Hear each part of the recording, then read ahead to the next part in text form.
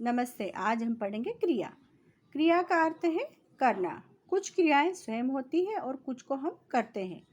जैसे हवा चल रही है, मैं खाना खाता हूँ। हवा चल रही है स्वयं, ठीक है। मैं खाना खाता हूँ, ये हमारे द्वारा। आप इन चित्रों को देखिए तथा उनके नीचे के वाक्यों को पढ़िए। पक्षी आकाश में उड़ रहे हैं, किसान हल चला रहा है, खरगोश गाजर खा रहा है। इन वाक्यों में उड़ रहे हैं, चला रहा है, खा रहा है आदि पदों से किसी न किसी क्रिया के होने का पता चल रहा है। ये पद ही क्रिया है। जैसे उड़ रहे हैं, चला रहा है, खा रहा है, ये क्या किसी न किसी कार्य के होने का संकेत कर रहे हैं। तो ये पद ही क्या है? क्रिया है।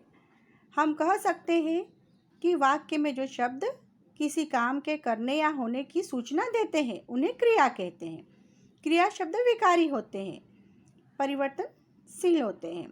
इनके रूप कर्ता के लिंग, वचन, पुरुष और काल के अनुसार बदलते हैं। जैसे लड़का पढ़ रहा है, लड़की पढ़ रही है। लड़का क्या है? पुल्लिंग है, तो यहाँ पर पढ़ रहा है।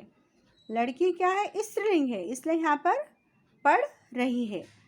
बालिका पढ़ रही है, ये क्या है? वचन के अनुसार। तो बालिका एक वचन है, पर यहाँ पर क्या है? बालिकाएं पढ़ रही है, यहाँ पर बहुवचन है।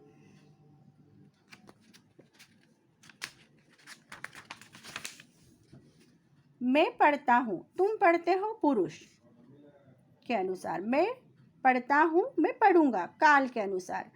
क्रिया का मूल रूप धातु कहलाता है, जैसे पढ़, लिख, जा, देख आदि।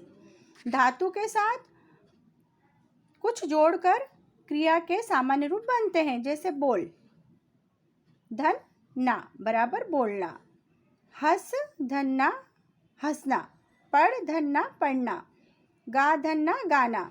मूल धातु में ना प्रत्यय लगाने से क्रिया का सामान्य रूप बनता है। ना क्या है? प्रत्यय है। इसको लगाने से क्या हुआ? क्रिया का सामान्य रूप बना। अब हम देखेंगे क्रिया के भेद। क्रिया के भेद दो आधार पर किए गए हैं, एक तो कर्म के आधार पर, दूसरा प्रयोग या संरचना के आधार पर। तो हम पढ़ेंगे कर्म के आधार पर क्रिया के भेद। कर्म के आधार पर क्रिया के दो भेद हैं, अकर्मक क्रिया और सकर्मक क्रिया। अकर्मक क्रिया अर्थात जिसमें कर्म न हो।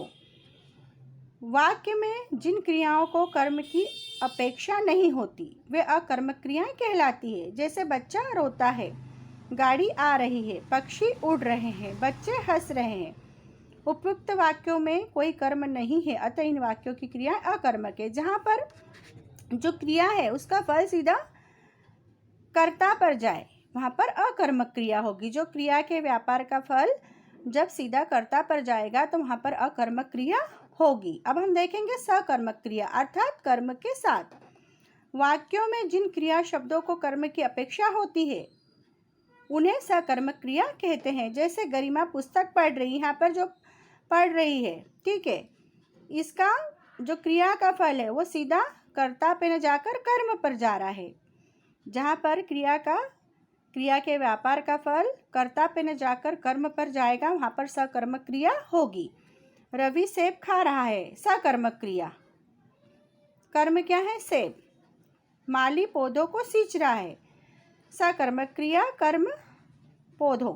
मैं पत्र लिखता हूँ, यहाँ पर भी सकर्मक क्रिया पत्र कर्म है। अब सकर्मक क्रिया के भेद हम देखेंगे। सकर्मक क्रिया के दो भेद हैं, एक कर्मक और द्विकर्मक।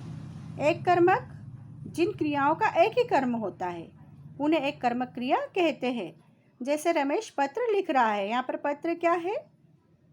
कर्म। इसमें क्रिया और कर्ता के बीच क्या प्रश्न करने पर उत्तर मिलता है। जैसे क्या लिख रहा है? पत्र। गीता ने नृत्य किया, क्या किया? नृत्य किया। जहाँ पर क्या प्रश्न करने पर उत्तर मिलता है वहाँ पर एक कर्मक क्रिया होती है। अब हम देखेंगे द्विकर्मक क्रिया। जिन क्रियाओं के दो कर्म होते हैं वे द्विकर्मक क्रिया कहलाती है। जैसे गरिमा ने सखी को पत्र लिखा, यहाँ पर दो कर्म हैं, एक सखी, पत्र, ठीक है। जिन क्रियाओं के दो कर्म होंगे, इसमें क्या और किसको लगाकर क्रिया से प्रश्न करने पर दोनों क्रियाओं का उत्तर मिल जाता है। जैसे क्या लिखा? पत्र लिखा। किसको लिखा? सखी को लिखा। द्विकर्मक क्रिया में एक मुख्य कर्म होता है और दूसरा गौण कर्म।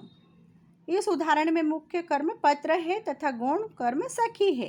क्रिया मुख्य कर्म के अनुसार होती है। अब हम देखें संरचना की दृष्टि से क्रिया के भेद। प्रयोग अथवा संरचना की दृष्टि से क्रिया के भेद तो सामान्य क्रिया, संयुक्त क्रिया, नाम धातु क्रिया, प्रेरणार्थक क्रिया और पूर्वकालिक क्रिया। तो हम सबसे पहले देखेंगे सामान्य क्रिया। वाक्य में जहाँ एक ही क्रिया का प्रयोग किया जाए उसे सामान्य क्रिया कहा जाता है।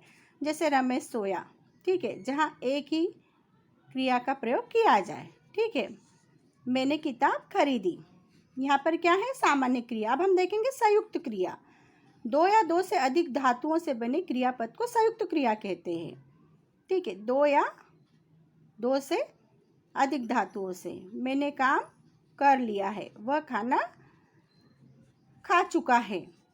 नाम धातु क्रिया। संज्ञा, सर्वनाम, विशेषण आदि शब्दों में ना प्रत्यय जोड़कर बनने वाली क्रियाएं नाम धातु क्रिया कहलाती है। जैसे बात, बतियाना, शर्म, शर्माना, अपना, अपनाना, गरम, गरमाना। यहाँ पर क्या है, संज्ञा, सर्वनाम, विशेषण आदि शब्दों में क्या जुड़ेगा, ना प्रत्यय।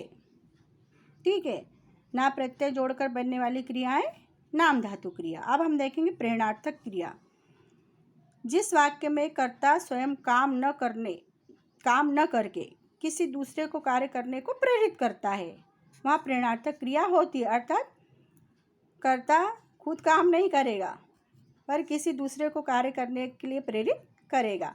जैसे माँ ने माली से पौधे लगवाए, पिताजी ने नौकर से चाय मंगवाई। इस प्रकार वाक्य में प्रेरित कर्ता मुख्य कर्ता होता है।